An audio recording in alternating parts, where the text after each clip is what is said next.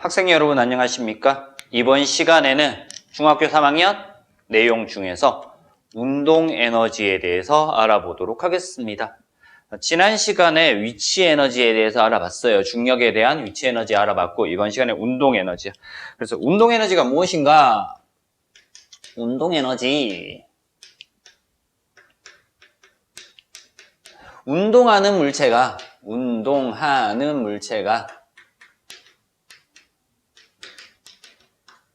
가지는 에너지를 운동 에너지라고 한다라는 거예요. 자, 운동을 한대, 움직인대. 그래서 운동을 하기 때문에 뭘 가지고 있다? 속력을 가지고 있어요.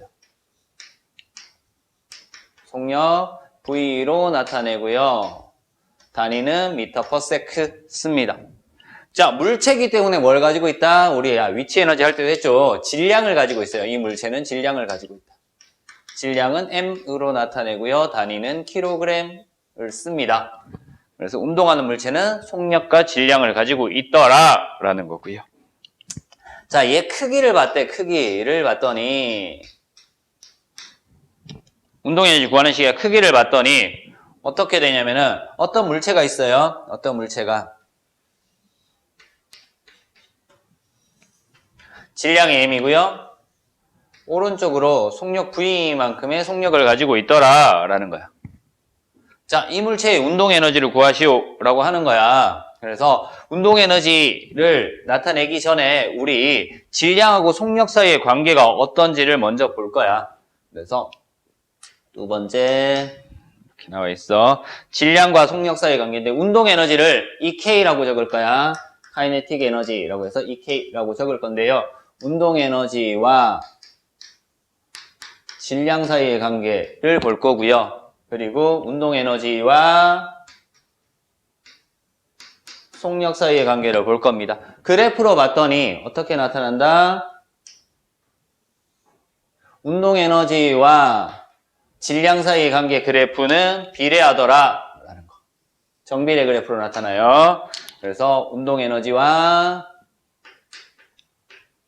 질량은 비례한다 라는 거 알 수 있고요. 요식 뭐가 일정할 때? 속력이 당연히 일정할 때 될 겁니다. 자, 그리고요 여기에서 운동 에너지와 속력 사이의 관계, 이때는 속력이 일정할 때고요, 이때는 질량이 일정할 때 이렇게 될 거야. 그래서 운동 에너지와 속력 사이의 관계인데 속력 제곱과의 관계야. 속력 제곱 사이의 관계야. 얘가 비례하는 거야. 그래서 운동 에너지와 속력하고 비례하는 것이 아니라 속력 제곱과 비례하더라 라는 거. 이 두 개씩이 나오게 돼. 그래서 속력과의 관계는 어떻게 될까? 의문을 가질 수 있죠. 그래서 운동 에너지와 속력 사이의 관계는 이렇게 나타나요. 이런 그래프로 나타나더라 라는 거. 자, 이 두 개씩을 묶어요. 묶었대.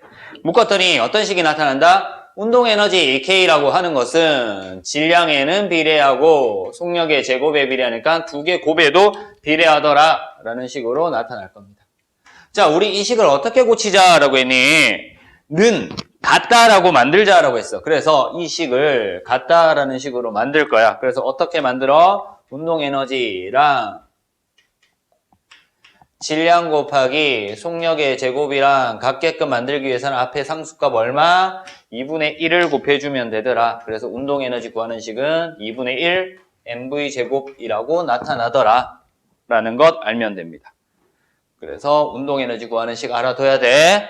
이렇게 해서요. 그리고 질량이니까 단위 뭐 써야 돼? 무조건 킬로그램. 속력은 단위 미터 퍼 세크 써줘야 돼. 미터 매 초. 이렇게 써주면 됩니다. 됐죠? 이렇게 해서 운동 에너지를 구할 수 있었습니다. 자, 운동 에너지의 전환 볼 건데요.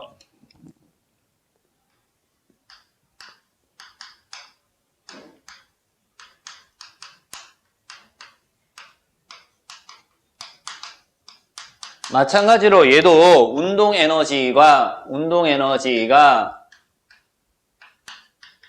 뭘로 바뀌어? 1로 바뀔 수 있다라는 거야. 그래서 운동에너지 EK, 운동에너지랑 한 일의 양이랑 어떻다? 같다라고 두면 되고요.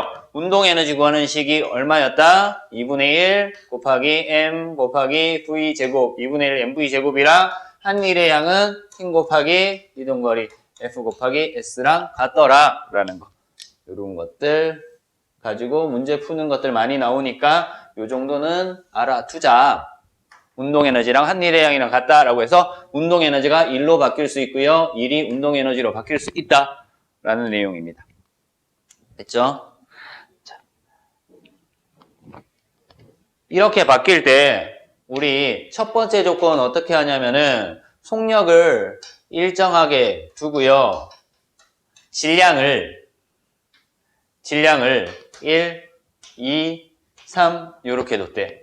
그랬더니 이 이동거리가 1, 2, 3 이렇게 변하더라 라는 거지. 질량을 2배, 3배 하면은 운동에너지가 2배, 3배 되니까 이동거리도 어떻게 2배, 3배 되는 것을 알 수 있다라는 거야. 그래서 이 식에서 뭘 알 수 있다? 속력을 일정하게 뒀을 때 질량을 증가시켰을 때 이동거리가 질량하고 똑같이 증가하더라. 그래서 여기서 운동에너지랑 질량 사이의 관계가 비례하더라라는 거 알 수 있는 거야. 그리고 이동거리도 2배, 3배 늘어나더라. 운동에너지가 증가할 때 운동에너지랑 이동거리 사이의 관계도 비례하더라라는 거 알 수 있었고요. 두 번째, 질량을 일정하게 뒀을 때 속력을 1, 2, 3 이렇게 뒀더니 이동거리가 1, 4, 9 이렇게 변해요. 자, 4라고 하는 것은 2의 제곱이죠. 9라고 하는 것은 3의 제곱이에요. 속력이 2배, 3배 됐더니 2의 제곱배, 3의 제곱배, 속력의 제곱만큼 증가하더라 라는 걸 알 수 있어. 그러면 이거 가지고 뭘 할 수 있다? 운동에너지라고 하는 것은 뭘 할 수 있다? 속력에 비례하는 것이 아니라 속력의 제곱에 비례하더라 라는 사실을 알 수 있는 겁니다. 그래서 이렇게 실험을 통해서 알 수 있었다라는 거. 자, 그래서 질량에는 비례하고 속력의 제곱이는 속력에 비례하는 것이 아니라 속력의 제곱에 비례하더라라는 거 가지고 운동에너지 구하는 식까지 알아봤습니다. 얘네들이 되게 중요한 게 뭐냐면은 이런 것들 속력의 제곱에 비례하는 이런 것들이 되게 중요해. 당연히 질량에 비례하는 것은 앞에서 배웠던 위치 에너지랑 동일한 내용이기 때문에 특별한 내용은 없단 말이야. 그냥 비례한다라고 알면 되고요. 속력 제곱에 비례하기 때문에 옆에 자동차의 속력과 제동거리에 대한 문제들이 나올 수 있습니다.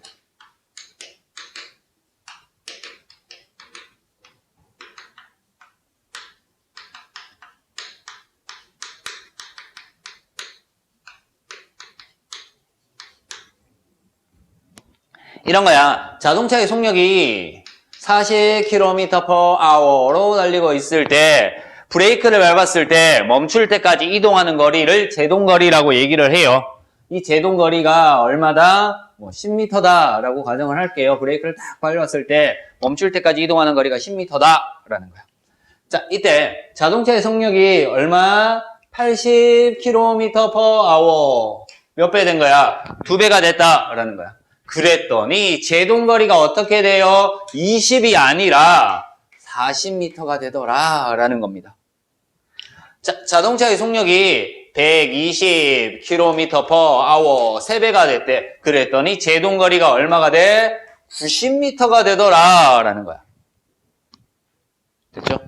자, 이렇게 급격하게 증가하더라 라는 거야. 그래서 자동차의 속력이 빨라질수록 제동거리가 제곱에 비례하여 길어지기 때문에 훨씬 더 위험하다라는 것들을 알면 돼. 그래서 속력과 제동거리 사이의 관계, 속력이 2배 되면 제동거리는 2의 제곱배, 그리고 속력이 3배 되면 제동거리는 3의 제곱배, 9배 이렇게 나타나더라라는 것까지 알면 되겠습니다.